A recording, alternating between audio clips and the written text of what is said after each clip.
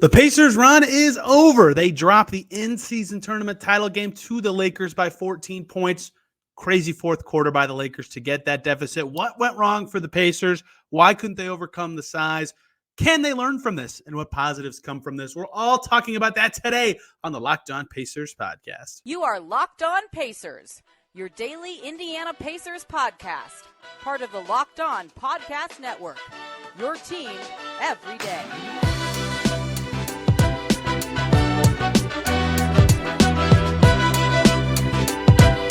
What up, y'all? Happy Sunday, and welcome into another edition of the Locked On Pacers podcast, where we, of course, talk about the Indiana Pacers. As always, my name's Tony East. I cover the team for Forbes and SI, and today we keep going, 8th day in a row here on Locked On Pacers. It's the finals, and the Pacers lose to the Lakers in the in-season tournament championship game, 123-109. They had it within a couple points in the fourth quarter, and then the Lakers just pummeled them over the final half of the fourth quarter of this game. What went wrong for the Pacers, who very rarely led outside of the first few seconds of the game? Why couldn't they get going? What did the Lakers do so well on Halliburton? And why this whole in-season tournament experience is still a positive, significantly so, for the Pacers. Game just wrapped up right there, T-Mobile Arena right behind me, for those of you watching on YouTube. And if I'm talking fast or this is poorly edited, it's because my flight is pretty soon. I'm red-eyeing it out of here.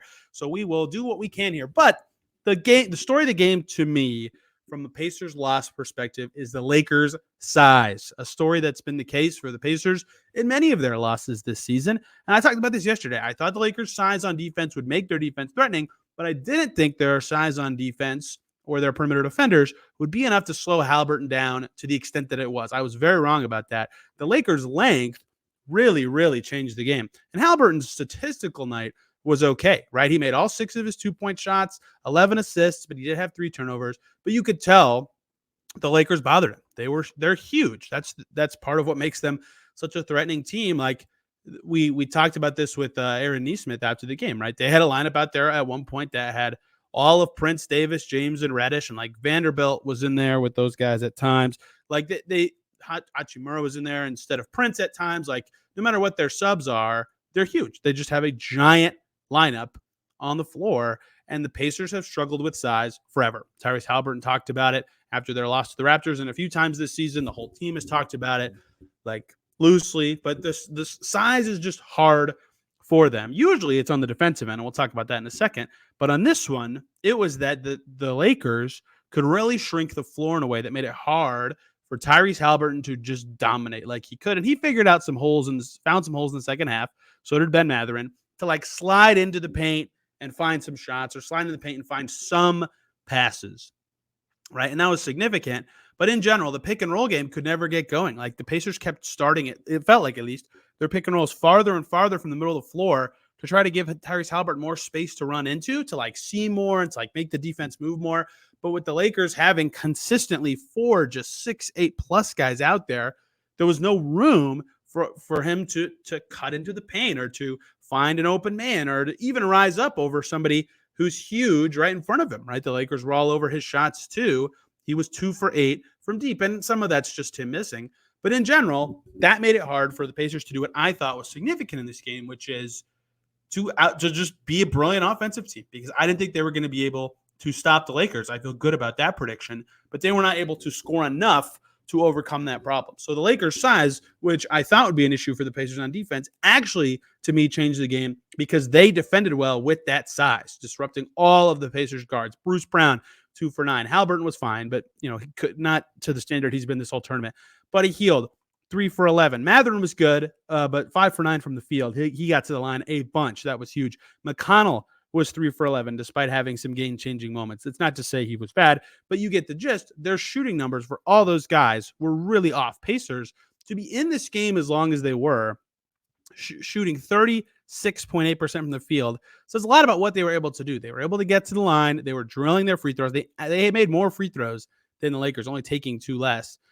But the threes weren't falling, and they could not get to their favorable spots, or at least when they did, they were really heavily contested with their guards in a way that was productive because the Lakers were so big. That was huge. That was a big problem for the Pacers, and they weren't able to be the dazzling offense that we've seen all season that's been able to outscore even some of the best defensive teams. Now, flipping to the other side of the court, this is where I thought the Pacers would have the most issues, and they still did. They could not contain the large humans on the Lakers. LeBron, 24, 11, 4, and 2. He was amazing. He's LeBron James.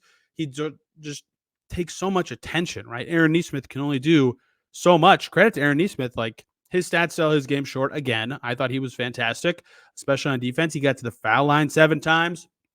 That's a hard task. Obi Toppin couldn't do enough there. I mean, no one can. This isn't to just totally rip these guys, but they couldn't slow him down, right? That was expected. Anthony Davis, sort of expected. I thought Davis would be huge and cause problems, but man, did he dominate. 41 points, 20 rebounds. That was the killer. The offensive ones, especially the defensive ones, whatever. The offensive ones were killer. 4 blocks for Davis, 5 assists that led the Lakers. They really played through him. They let him post up, and nobody could contain him. Turner did not have a good night, slowing him down despite being probably their best option in doing so. And they had no one else to do. I mean, Isaiah Jackson played as well as could have been reasonably expected, but they had no answers for Anthony Davis, who just completely killed them. But again, I say to that, those two kill everybody. They crush every opponent in their path. That's why they're 2 of the best 8, 10, 5, whatever number you pick players in the league. They're fantastic, right? But what you don't expect on most nights is the rest of their size to be a problem. But that's where the Pacers have their issues, right? It's Cam Reddish going 4 for 7 for 9 points, having 3 blocks, 3 boards, and an assist. But what made Cam Reddish's night so big besides those, and LeBron was talking after the game about how this in-season tournament was like, he felt it could have been a big moment for a Cam Reddish kind of breakout thing. And he was awesome. And he had 2 huge plays in the fourth, like right when the Pacers got it close in T-Mobile Arena. I'll find the exact moment of the game. 99-102. Pacers finally get it to 1 possession with 6 minutes to go. Huge corner 3 by Cam Reddish to get it back to 6. And that was after he dunked to get their lead 2-6 on the previous possession. That was 5 of his 9 points, and they came at a vital time for the Lakers. Right when the Pacers were finally mounting a comeback, it felt like they were waiting on that moment the whole game, and the Lakers had an answer and absolutely dominated the rest of the game. Those 2 Reddish buckets were huge. Taurean Prince was 2 for 3. He's also pretty big, right? Austin Reeves is a big guard. He was 9 for 15. Hachimura's minutes went fine. Jared Vanderbilt dominated the glass, had 2 blocks. I could go on and on. Jackson Hayes' minutes went fine, even though he barely played. Like, all the guys who are large, who played for the Lakers, just gave the Pacers so much trouble. And that's not unexpected, but this does underscore the Pacers' biggest problem. It's something they've talked about forever. It's not the stars, right? No one can stop the stars. I'm not going to sit here and say, oh, the Pacers lost this game because they couldn't stop LeBron and Anthony Davis. Yeah, Anthony Davis was better than he normally is. He was exceptional. But like in a game like this, when he's playing 40 minutes, he could have that kind of night anytime. That speaks to how talented he really is. What kills the Pacers is they just get crushed by these lesser tier wings who have better nights than normal against them. Reddish's statistical night, won't say that he did, but he was phenomenal on both ends. His defense was fantastic in this game. Taurean Prince, his defense was fantastic in this game. Vanderbilt has been known for his defense for forever, right? Those guys are just the guys that present the Pacers so much trouble. And part of that's that they have to put a Bruce Brown, who's a fine defender, but a Buddy Hield, a McConnell, a Mathurin on them because it's their best defensive option. They don't have the size all the time to answer that. And they didn't have Andrew Nembhard, who could have been and was awesome against the Lakers last season, I would add, to throw in a couple extra wrinkles against them. And so all of a sudden, they just had too many hurdles to overcome with the size. And that was the basketball story of the game to me. The Pacers did some good things, right? They created the shots they wanted. They got to the foul line in a game with so many whistles.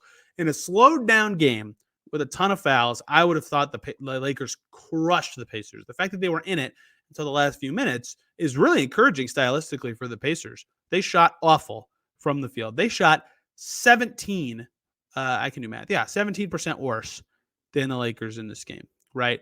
The Pacers made less than 1/4 of their threes. So much went wrong for them, but they were in it for a while because they were playing fine. They were finding ways to score in the half court. They were getting to the line. They weren't turning it over. They only had 9, right? A lot of things really did go their way and look like encouraging things for them in a game like this that was so slow that they could be in it. But the size was the differentiator, and late in the game, that killed the Pacers. They have to find a way to combat size at some point, whether that's additions, whether that's an adjustment, whatever. They didn't have it in this game, and they lost. But this was still, to me, a positive experience in all for the Pacers this whole in-season tournament run. Rick Carlisle said it. Tyrese Halliburton talked about it. Aaron Nesmith talked about it. And I think his input is especially significant. I'll explain why in the second segment here, not until I tell you guys about the lovely people over at Gametime, the best way to buy tickets to the next big event you're going to. They have killer last-minute deals, all-in prices, views from your seat, and their best price guarantee. Take the guesswork out of buying tickets. How do I know all these things about Gametime? I used it and had a wonderful experience. I was in New York City this summer. I wanted to watch the New York Liberty play. The Dallas Wings and Enrique Agumbawale were in town. I want to go. What a great way to do it. Gametime app. I could log in on there, create my account, see exactly what the view would look like just from a picture. It was spot on. See the price, all-in price, no hidden fees, no nonsense. Right there. I felt good about the price being the lowest there was. They have event cancellation protection. Everything was perfect. And their best price guarantee, the Gametime guarantee, means you'll always get the best price. If you find tickets in the same section and row for less, Gametime will credit you 110% of the difference. It is exactly what you should want in a ticket buying service. I loved it, and you will too. So download the Gametime app, create an account, use the code LOCKEDONNBA for $20 off your first purchase. Terms apply. But again, create an account, use the code LOCKEDONNBA for $20 off. Download Gametime today. Last minute tickets, lowest price guaranteed. Thank you, as always, for making Locked On Pacers your first listen today and every single day. Check out Locked On Lakers for your second listen. Hear from the champion side. Champagne, the beer, the confetti, everything was on the floor. Quite the scene in the T-Mobile Arena just an hour or so ago. At this point, the Lakers clearly celebrated this like it was a big deal. In-season tournament, a big win for the NBA. Everybody was invested. It was a huge deal. The Pacers were the darlings of the event. But the Lakers and LeBron winning, Adam Silver could not have asked for a better first year of the in-season tournament. They earned it. They were fantastic in every in-season tournament game they played, including this one. They looked great for much of this game, gave the Pacers trouble, and earned their title. But this is still, to me, a positive experience for the Pacers. Obviously, going 6-1 through this run of opponents is a positive alone. You could stop right there, right? Detroit stinks. Sure, throw them out. They beat Atlanta in Atlanta. They beat Philly in Philly. They beat Boston. They beat Milwaukee on a neutral site. And they beat Cleveland. 4 top teams in the East last year, plus the Hawks who were in the postseason last year. They got the Lakers in the title game and were within 3 with 6 minutes to go. That sounds more positive than the final score suggests. They really were not in the game. They were down for most of it. But all in all, that alone, push everything about the moment, the experiences, the ascent of the team, the attention to the side. Just looking at that, 7 games, that's awesome. The one game they lost, guess what? That one doesn't count. It's not a regular season game. Rick Carlisle made that clear after the game. He said, it doesn't count. We'll see if we watch the film, move on. Detroit's on Monday. Very funny anecdote from Dustin Dopirak, right? Like, it's going to be fascinating to see how the Pacers respond to this. They go from playing the Lakers on the biggest stage of most of their lives, shaking, like Tyrese Halliburton shakes hands with Flava Flav on the floor. They walk off. They fly to Detroit to play the Pistons for a regular season game on Monday. Like, it's crazy how fast this will change, and it'll be interesting to see how they can handle those emotions come Monday night. But that emotional stuff is a big part of this, right? The experience of all of this is a huge deal for the Pacers. Let me take you back in time to provide my example. Last year, the Pacers were in the hunt-ish, like tied with the Bulls for 10th for the play-in playoffs at the end of the season. Most people were on the team draft pick side at that point. I don't care about what team you were on. What I want to say is there were a lot of people still on the other side of, I want to see the Pacers push for this. One, because people like what they like, whatever. But 2, and the Pacers even said this, I wrote a whole story on it, that experience of the play-in last year, some Pacers viewed that as valuable. Big game experience against a good opponent, real stakes, making it beyond the regular season. That's exciting, right? They didn't make it. They got a good draft pick. They're developing Jarris Walker, whatever. We don't have to go back in time too much. But that experience was talked about as something that could be valuable for the Pacers. Big games, significant opponents, different feeling before the game, all that stuff. Well, how about you turn it up a notch? Boom. The in-season tournament answers the call. It gives the Pacers what they needed. Experience with big games, expectations, new emotions against good opponents. That was fortunate for them, to me, is that the quarterfinals, they played an amazing team. The semifinals, they played a great team. And in the finals, they played a great team. They didn't play, like, with no offense to the teams I'm about to say, they're all very good. Like, playing the Pelicans or the Kings would not have been the same as this was. The Lakers mattered for the experience, the attention, and everything that came with it. The quality of opponents they played in their first 2 games mattered for the experience and attention and everything that went on with this in-season tournament, right? That's a big deal to me. And it's a big deal to them. Rick Carlisle said, these emotions are things that are good to learn for our team, right? But I was talking to Buddy Hield. I wrote this in my story before Thursday's game. He said he felt positive nerves, but he felt nerves nonetheless. Nerves was a key word there, right? That he's not been in the playoffs ever, right? Like, that's a new-ish emotion for him in an NBA game. Halliburton said it was the most consequential game he played. This is the Bucks game. This is before the Lakers game, right? So now, 2 days later, crank up the knob, right? And I talked to Buddy Hield before the game, and I said, I feel weird asking you this because I just asked you this 2 days ago, but like, is it the same feeling? Is it turned up? How do you feel? It's like, yeah, it's more, right? Like, it's different. Those emotions, those jitters matter to experience them. Rick Carlisle, who's won a title, and all of his coaching staff has significant experience. Mike Weiner was on title staff. Jenny Busick on WNBA championship staffs. Lloyd Pierce on championship staffs. You could go down the line. But the players, some of them have made the finals. 2 of them have won finals. But for the whole team to get that experience of a huge game, right? Media everywhere. LeBron, the final boss, was said by Tyrese Halliburton perfectly, on the other side, right? The glitz and glamour of Vegas, the everything going on with the in-season tournament, playing for stakes, for money, right?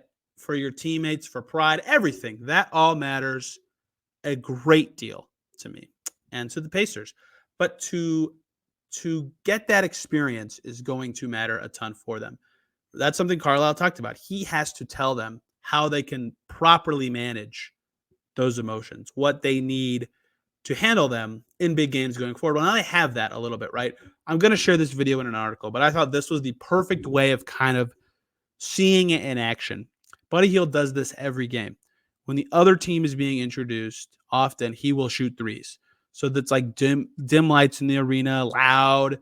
Some fans are cheering, especially if they're on the road. He'll shoot threes, right? So imagine this one. In Vegas, crowd's 95% Lakers fans. They're yelling about LeBron and AD through the PA. It's crazy. And he's got to shoot those threes through the lights, through the smoke, through the noise to warm up while feeling jittery. Like, that's just a different feeling. That's just different prep than you get from normal games. And so that's the experience that Rick Carlisle, that Tyrese Halliburton, that Aaron Nesmith says matters. That's going to be huge for this young developing Pacers team as they progress. If they now do, and they're 5th in the East right now, and they have proven they can beat anybody. Now, granted, they've also proven they can lose to anybody. Would anyone be stunned if the Pacers lost to the Pistons on Monday? Given their emotions, given their season, like, the Pistons stink. But no, right? They have not earned the right that anyone would be stunned by that. But they've proven they can beat anybody. So should they make the playoffs, this experience will help them. They now have at least a little taste, 2 games of it, of what it feels like to be prepping for a game that makes you feel differently than just a normal regular season game, where there's finality if you lose, where there's stakes, where there's so many people with eyes on just you, right? They got TNT for their Monday game against the Celtics. They got ESPN for both of their knockout games, right? All of that is so significant to me, and it says a lot about where the Pacers could be headed. That they were able to handle it against the Bucks, and then I don't think, if I see this narrative, I'll be mad. I do not think the moment was too big for the Pacers. I think they were ready. I think they played fine. They kept it close. They were never scared of the Lakers' punches. The final punch they didn't have time to respond to. I don't think they would have anyway, but they looked prepared for the moment. I don't think that was it. I think that they learned a lot about those emotions. I think they just got outclassed in the game. But the Pacers learned a lot, and I think this will be a positive experience for them long-term. Come the playoffs, they can look back at this. They can remember this. They can learn from what they did and apply it in future games in a way that I think is meaningful for them, despite the loss. And I'm looking forward to seeing if they can carry it into any more success. I want to talk about a few more things that stood out from this game. Pacers never really getting going offensively. Halliburton's night, much more. Before we do so, though, I'm going to talk to you guys about the great people over at FanDuel. The weather's getting colder. I was actually chilly in Vegas today somehow, but the NFL offers stay hot on FanDuel right now. if you're a new customer on FanDuel, you can get $150 in bonus bets with any winning $5 moneyline bet. What a deal. $5 if your team wins, 150 smackaroos. If you've been thinking about joining FanDuel with a deal like that, $150, there's no better time to get in on the action. They have an app. It's super easy to use. They have a wide range of betting options, including spreads, player props, over-unders, and more. So visit FanDuel.com/lockedon. Kick off the NFL season over on FanDuel, an official partner of the NFL. Thank you, as always, for making Locked On Pacers your first listen today and every single day for your second listen. Check out Locked On Sports Today, our 24/7 streaming channel of sports here on the Locked On Podcast Network. It's over on YouTube, and we'll be back on Locked On Pacers, of course, tomorrow, prepping for the Pistons, putting some finality on the in-season tournament. Back to reality for the Pacers. It's going to be a very, very strange switch. Credit to Ben Mathurin in this game. I just want to talk about a few players whose nights were interesting to me. Ben Mathurin was a huge catalyst for the Pacers in the second half. He played 31 minutes. They needed him to, without Nembhard, with foul trouble for other guys. He was only 5 for 11, but he was 4 for 6 on twos. He was punishing at the rim, and he drew 9 free throw attempts. That was huge. 20 points on 11 shots is a great night. His passing was not quite there, but he had no turnovers. He had a steal. He had a block. Ben Mathurin on a big stage showed that he's not afraid of any stage, and I don't think he would be, given what I know of him, his confidence, how he approaches games. But his season's been a roller coaster for lots of reasons, right? Learning a new role, fitting more into team concepts. You're always curious how young guys will respond to anything on this stage. Well, he did a great job to me of being ready for it and playing his game, right? He did all that while very rarely stopping the ball, catching, boom, putting on the floor, attacking. I thought that was all very impressive. I thought it was a good game for Ben Mathurin in a needed moment. I thought Isaiah Jackson played a wonderful game as well. He had 6 free throw attempts. He had 10 points on 6 shots, 5 rebounds, 4 blocks. He was a +5. He couldn't get on the floor a ton. Fouls were a trouble for every big who played for the Pacers. But I thought he played a really nice game, as did Aaron Nesmith, who I already talked about. Foul trouble was tough for him as well. Aaron Nesmith, my X Factor, looked pretty good. Their first loss with him scoring 15 points or over 10 points this season. You can strike that from the record, though, because this game doesn't count, and not on any sort of standings, not on any sort of record. Pacers are still 12-8. Rick Carlisle jokingly said that a few times in his presser, like, this game didn't happen. Not that he was joking. It was very funny. But Nesmith was great. I feel very good about picking him as my X Factor. I continue to think maybe the Pacers should start him, but I don't know how they could do it. But he's their best option on a lot of those big wings that give them trouble. He's clearly evolved as a rim attacker, 7 free throw attempts in this game. He's just a good player. Locking him up on the deal they did, very impressive. And that aside is not meant for this exact moment of this podcast, but a very solid game from Aaron Nesmith. TJ McConnell was making important plays as well. His shooting night looks bad, 3 for 11, 9 assists, 3 steals, 3 offensive rebounds. People were joking that the Lakers couldn't keep TJ McConnell off the glass. He also was a +5. I thought the Pacers would go to this earlier, but lineups with McConnell and Haliburton together, I thought, would be a key answer in this game. Put some pressure on the Lakers in the paint, have 2 of your best creators and attackers out there at the same time. They got to it eventually.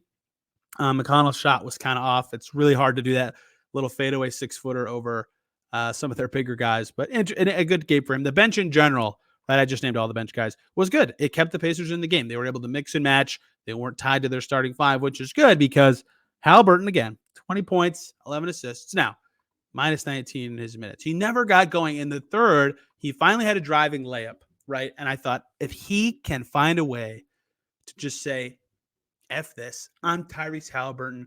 I'm the best player on our team. On some nights this season, I'm the best player on this floor. I'm going to attack the rim. I'm going to score. If he can find ways to score and get going, it's going to change the game. And for a little bit, it did. The Lakers adjusted, kept him out of the paint. But that was huge. It was just hard for him. Like, he's great at that second half adjustment kind of stuff. It's really hard for him to just have that stamp for 48 minutes, especially with the creator he is. And 3 turnovers is a lot for him, which is absolutely insane to say. But I thought his game was really good. I still think he did well on a national stage. I don't think anyone's going to say that he wasn't ready for it or that he didn't play well. But it was very enjoyable to see him have that kind of night. Bruce Brown and Miles Turner, 2 Pacers vets who did not have particularly good games. Bruce Brown, 2 for 9, missed his 2s, 4 points, 2 rebounds, 1 assist, 2 steals. Just didn't feel his impact in this one. His defense wasn't what they needed it to be, and he's always defending someone huge. I think there was some personal stuff from the like from the Lakers side, from the Western Conference Finals last year with him too. Like they were really going at him, and he had 2 fouls early, so he had to come out. But they were, D'Angelo Russell held up 2 fingers in his face right after the second foul. Not a good night for Bruce Brown. Shots have got to go down better than that. He got to those shots he likes, those in the lane kind of 5 to 8 footers, but they were not falling. Not a good game for him. Miles Turner, also off night, 1 for 5, 3 from 11, 1 for 5 from deep, 3 for 11 from the field. 7 rebounds is fine, but you just did not feel him at all. Anthony Davis punked him. The shots were not there. His 3 was critical. It was huge. It was the one that got the Pacers to down 3, but you did not feel Miles Turner's impact in this game. 6 fouls. He walked out to the tunnel and then turned right back and came to the floor. Just not the night he would have wanted. I think he, of course, would have hoped to play better. A lot of chatter about him walking back to the tunnel and coming right back to the bench immediately. Who cares? He sat on the bench with his teammates and played a great game in the 2 rounds before. So, yes, you would like to be better on the biggest stage. He did not have a good game. I don't care at all about how he exited the floor after fouling out. I do think the Pacers care, and he cares about not having the performance and standard that he hopes to have on a given night. Obi Toppin hit his 3s, but not his 2s. And he also had 5 fouls. I don't think he was effective enough on defense, but 13 points, they'll take that. And Buddy Hield, once again. So the Pacers 3 vets in their starting 5. Hield, Turner, and Brown combined to go 8 for 31. That's just, that can't happen. Hield was not good enough. His shots weren't falling. His passing was fine with 4 assists again, but 8 points on 11 shots. That was a big story of this game beyond the size, was that the Pacers vet starters were just not good enough, right? Turner and McConnell, especially Turner and Bruce Brown to some extent, set the tone against the Bucks, right? The vets in the first half were vital in a game when the young Pacers had jitters, biggest stage of their careers for a lot of guys. They were ready for it. And this one, the vets were not as good. They weren't good enough. Pacers lose. Their run is over. The Lakers were better. Credit to them. They played their game. They looked good doing it. And they are the in-season tournament champions, the first ever NBA Cup winners. Thank you all for listening to these shows so much. I hate to opine on myself for 45 seconds, but it was an absolute delight to be here. I have to pay for myself to go on these trips. I know no one cares about that, but to be able to do it means a lot to me. To be allowed to do it means a lot to me. And I wouldn't be able to do it without the support and the people that listen to me every day or interact with me. So thank you all so much for that. It's been a joy. One of my favorite moments of my career to be out here and be covering these things. And I think I've done a pretty good job. I hope I've done a good job. If I haven't, I'll try to be better in the future. And I will continue to on Locked On Pacers tomorrow, previewing their Pistons game, finalizing thoughts of the in-season tournament, and getting ready for the next run for the Pacers. Big road trip coming up for them. 2 easy opponents, 2 very tough ones. We'll have it all here on the Locked On Pacers podcast. Thank y'all for listening. If you have anything you want to say to me, I am on X or Twitter or whatever at Tony R. East. This show is at Locked On Pacers. Thank y'all a ton for listening. Means so much to me. Hope you had a fantastic weekend. We'll see you Monday.